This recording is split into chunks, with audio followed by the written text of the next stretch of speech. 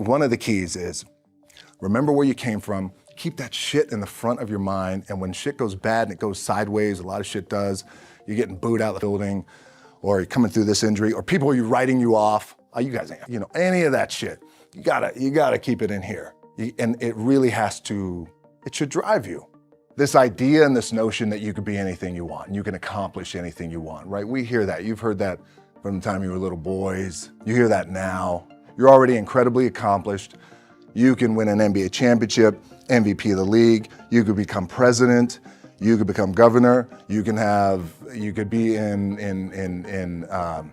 entertainment, you could do Charles, and you could do Shaq, you could do that, you could do whatever you want to do.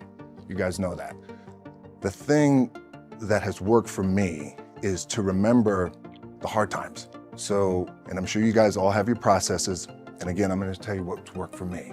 So before a big movie comes out, before, back in the days when I was wrestling with WWE, a WrestleMania match, anything big that would happen, I would always take a moment and I'd just remind myself, all right, I was evicted when I was 14.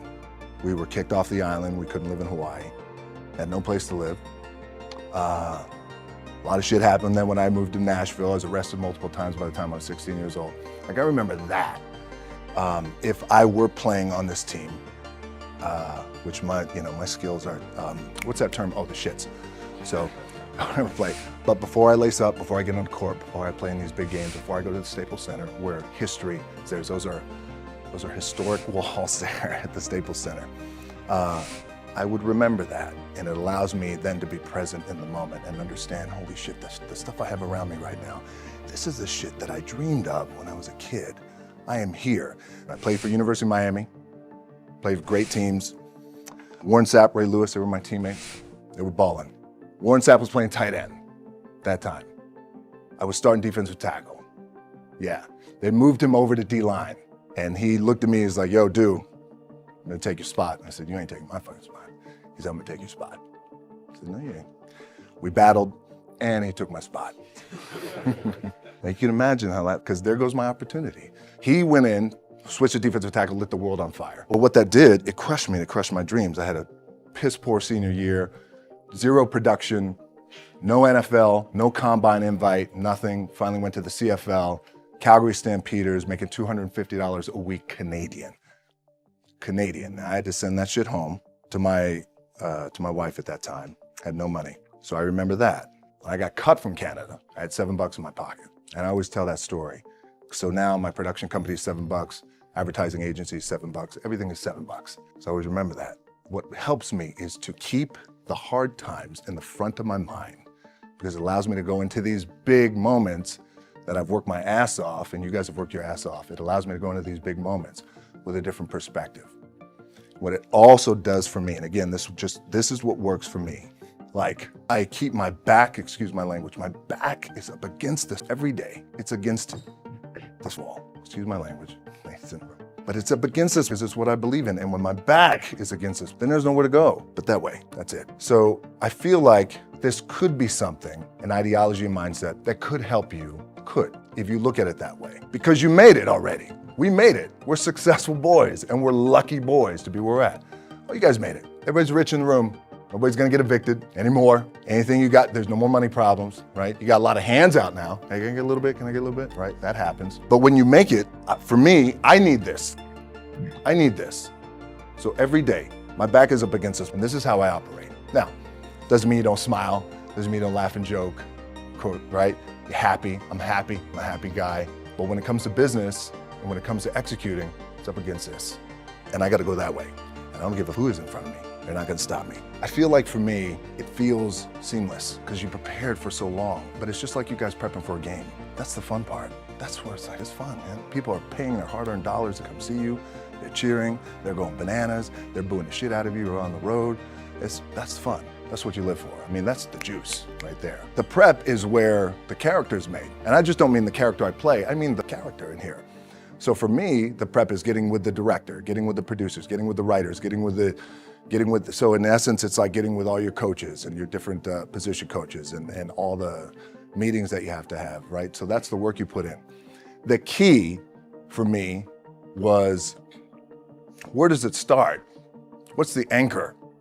What's the anchor? So I could have all these ambitions and you guys have all these ambitions, which is great. It's important. I'll play this role, you'll play that role.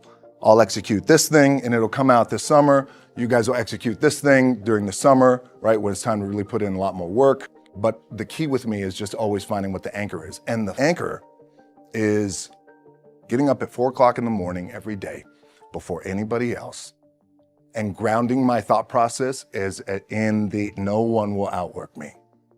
No one. I love and I respect you guys. All starts with this. 2 hands, putting it to work. The anchor for me has always been the work in terms of the weight room training. So when I first started wrestling, I was 6 years old, rolling on the mats with my dad. My old man, a lot of you guys won't know this. Yeah, Rocky Johnson.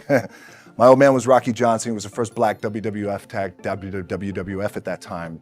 First black WWE tag team champions with Tony Atlas back in 1983. My uncles were wild Samoans. I come from a long line of pro wrestlers. But before the wrestling part happened, I was just in the gym putting in the work at 6 years old, rolling around on the mats. And finally, when I could touch weights at 13, that's what I was doing. But the weight part for me and the gym part has always been, has to be the anchor. Look, at the end of the day, like again, it's the kind of stuff that I talked about at top is I have to hold on to my dad in his pickup truck came down 4 o'clock in the morning, picked me up in Miami from Tampa. We lived in a little shitty apartment in Tampa. He drove down in his little pickup truck to Miami to get me when I was cut from the CFL. I was driving up I-75. I don't know if you guys are from Florida, any of you guys, if you know, it's I-75 is like, especially down in Florida, Alligator Alley. I'll never forget it. It's 4 o'clock in the morning. I leave home like you guys left home. I'm ready to tackle the world, to get after it, achieve my dreams and goals. Crushed by 22, 23 years old. Now I got to move back in with my mom and dad. I played on great teams though. Wait a second, this is not supposed to be my future. I'm supposed to be in the NFL right now. I'm supposed to be making a lot of coin and buying my parents shit, buying me shit, taking care of my wife, but it never happened. So I pulled out my wallet. I thought, well, let me see how much money I have. I opened it up. I had a 5, a 1, and change. I'm not going to round, and well, at least I rounded up to $7. But I thought, God, ain't this a bitch? I got $7 in my pocket. What do I do? I can't go back to CFL because the point comes where you hear that voice, big run's over. Like, you're done, right? So I heard that voice. So as Coach was saying, man, I hold on to that shit. I'm telling you, we laugh, we joke, we have a good time. Press is always fun to do. Sometimes you got to make it fun. That's another thing. You got to do your best to make press fun.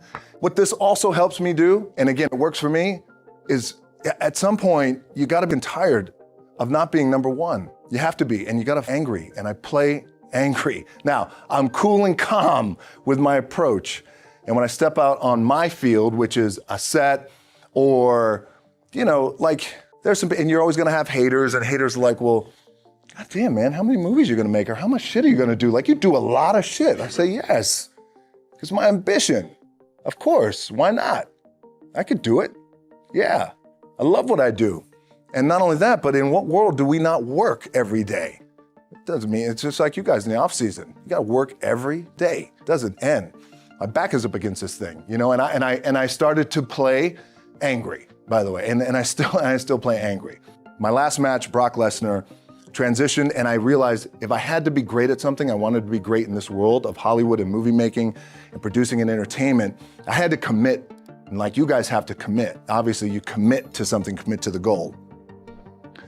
So I quietly retired. 2 years later, I thought, what did I do with my career? Because my movies were not doing well. I was written off. I was like, it was around 2006, 2007. I was like, God damn. I left, I pulled a Jim Brown.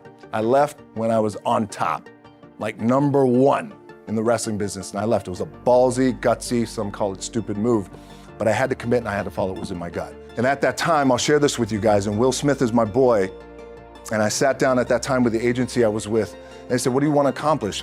I said, I want to accomplish the world. I want the world, and I want Will Smith's career, and I said, and I mean this respectfully because I know he's here at this agency with us, I want to do it bigger and better. And they looked at me like I had three, and they were like, okay. But I still stayed focused, and I still had still put in the hard work with my 2 hands. And that's it. And that's what it comes down to with you guys. One of the keys is remember where you came from. Keep that shit in the front of your mind. And when shit goes bad and it goes sideways, a lot of shit does, you're getting booed out of the building, or you're coming through this injury, or people are writing you off, any of that shit. You gotta keep it in here. And it really it should drive you.